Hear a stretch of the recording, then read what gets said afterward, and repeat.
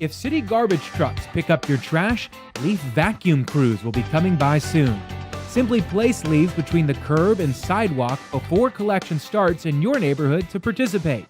Never rake leaves into the street where they can clog storm drains, cause flooding, and pollute our streams. You'll have just one chance to catch leaf vacuum trucks. Find out when the vacuum truck will be on your street by using the interactive map at lexingtonky.gov/leaves.